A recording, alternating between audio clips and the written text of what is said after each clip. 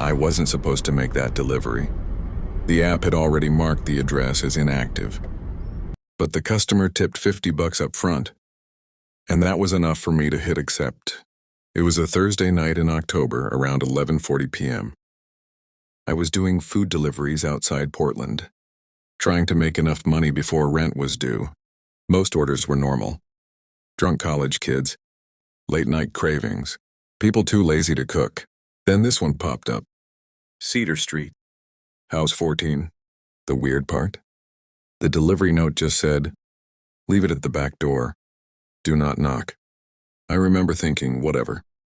Easy money. The GPS took me farther out than usual, into this older neighborhood where the streetlights were spaced too far apart. When I got there, House 14 looked abandoned. The porch light was off, the windows were boarded, and there was no car in the driveway. I checked the app again. Still active. Still paid. Okay, I said to myself.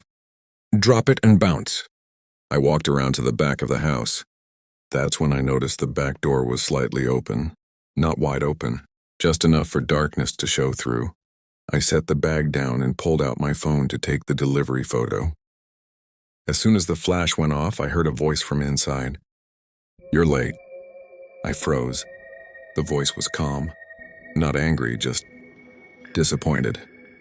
I laughed nervously and said, sorry, man. Food's at the door." No response. I started walking back toward my car. Then my phone buzzed. New message from customer. "Come inside. I need help carrying it." I stopped in the middle of the yard. That didn't make sense. It was one small takeout bag. I typed back, "Sorry, deliveries have to stay outside." The reply came instantly. "Please, I can't walk." Now I felt guilty. I'm not proud of this, but I turned around. I pushed the back door open. The house smelled like dust and something rotten underneath it. My phone flashlight barely reached past the kitchen.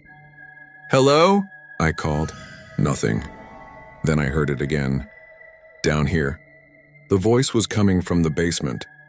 Every instinct told me to leave, but I took 2 steps toward the basement door anyway. The door was already open. The stairs disappeared into darkness. I pointed my flashlight down. Halfway down the stairs, there was a wheelchair. "Empty." I whispered, "Sir?" Then something moved behind the wheelchair. Not a person walking. Something dragging itself across the floor. I backed up immediately. My foot hit the top stair, and the basement light suddenly turned on. For 1 second, I saw the whole room. Old furniture, stacks of newspapers, and a man sitting in a chair at the far end of the basement. He was staring directly at me. The problem was, he wasn't moving. At all. Not blinking. Not breathing. I ran. I didn't look back. I sprinted through the kitchen, out the back door, and into my car. As I pulled away, my phone buzzed again. Customer message. "You forgot the drink." I almost threw the phone out the window.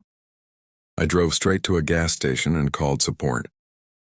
The guy on the phone sounded confused. He said, "Sir, that order was canceled before you arrived." I said, "No, I delivered it."